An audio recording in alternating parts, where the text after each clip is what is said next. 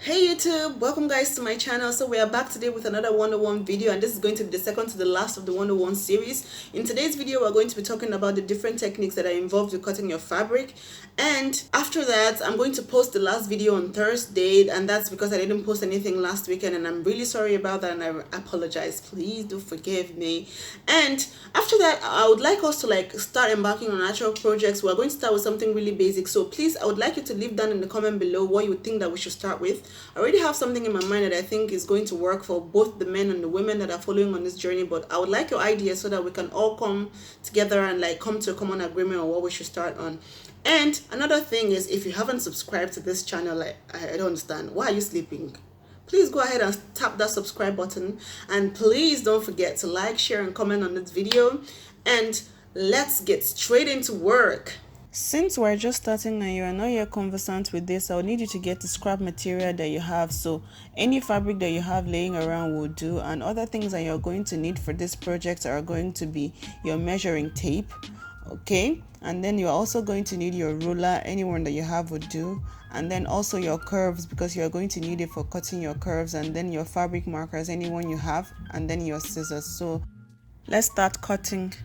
In some instances like this one, you may have to draw out the pattern on the fabric directly, but in some cases you may already have your pre-drawn pattern, so you will just transfer the markings from the pattern, draw it out on your material, and then start cutting. So since we're drawing this one on the material itself, we are doing the straight lines and then the angles. We're basically cutting a rectangle out of this material. We'll grab our scissors, and you can hold it however you want, and then once you start cutting, you have to stabilize the material with your non-dominant hand, the one that is not holding the scissors, and make sure you are not lifting it up from the table or the floor or the flat surface you're working on, so that you'll be able to get even cuts, especially when you're cutting through several layers of fabric, and then you start cutting.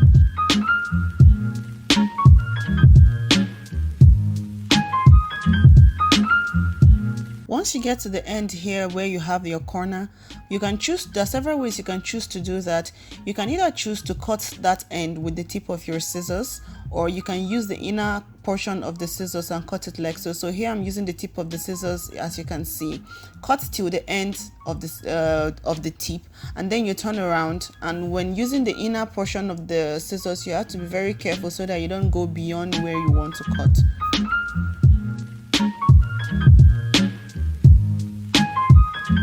Okay, now let's work on cutting our curves. We have taken out the portion of the material that we're working on to cut our curves, and as you can see, we've traced out our curved lines that we're going to be working on. Now we have to cut following that curved line that we've drawn already, and we can either choose to use the tip of the scissors or the inner end of the scissors, but that's entirely up to you, your skill, and how sharp your cutting scissors is, because so many factors can affect which parts of the scissors you use to cut this. And whenever you're done cutting, you have to make sure that you go in and clean up the fray ends that are not very crisp. Whenever you're cutting, you must stabilize your material on the surface so that it doesn't move around so much, so that you can have clean cuts all through the layers of the materials you're working with. So as you can see here, we have our curved piece, and also we have our rectangular piece that we had cut out earlier, and this rectangular piece, you can see, has the straight lines that we were talking about here, and then also the corner on the other side, and also this curved piece also has the straight line and then the curves. So every piece does not particularly mean that you would have just straight lines or curves or corners or anything like that. It could be a mixture of all these things. And you might be wondering, how does cutting curves, corners, straight lines and all that translate to you cutting actual patterns on your material? Okay, so this is what an actual pattern is going to look like when you're cutting out your pattern pieces. So you're going to have curved lines, especially on your neckline and your armhole, and then you would have your angles or your corners on different edges where your lines meet, and then you're going to also have straight lines. Okay, so how do you start cutting all this?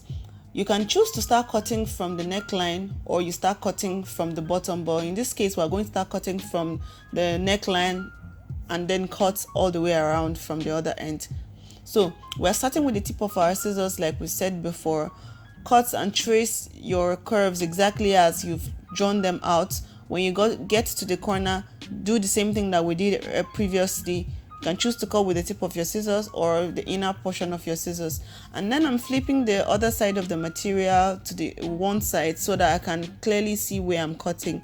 But then you can see that I'm also trying my best to maintain my fabric on the surface, so I don't lift it up too much, because I'm cutting through more than one layer of the fabric and I want it to have like an even cut both on the one on the surface and the one below it.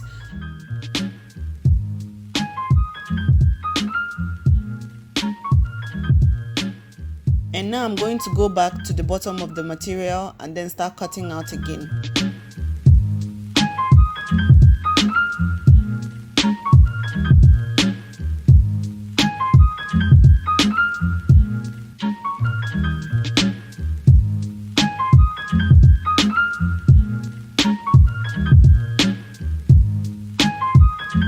Don't forget to always stabilize your material. Stabilize when you are cutting, so you can have your even cut all through the layers.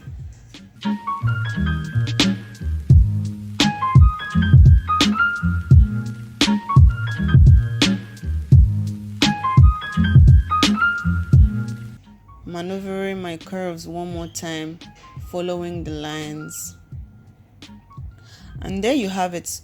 We finished cutting out our pattern. Now how does this look like? I'm going back in now to clean rough edges that, always whenever you cut, there would be areas that are rough and you might need to go back and clean that.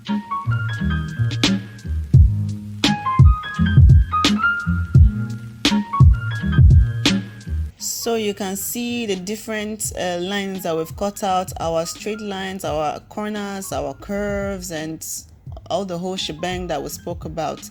So like we said, we need you to get conversant with cutting this, your curves, your corners, and all the whole bit that is involved with cutting our fabric. And make sure you practice, because that's the only way you're going to get conversant with doing this. Make sure you get different kinds of materials, like different densities, different weights, lightweight, medium weight, thick fabric, and practice with them as often as possible, so that when we get into doing actual projects, regardless of the kind of material we're going to be working on, you wouldn't have any difficulty working with any of them. Thanks for watching. Bye.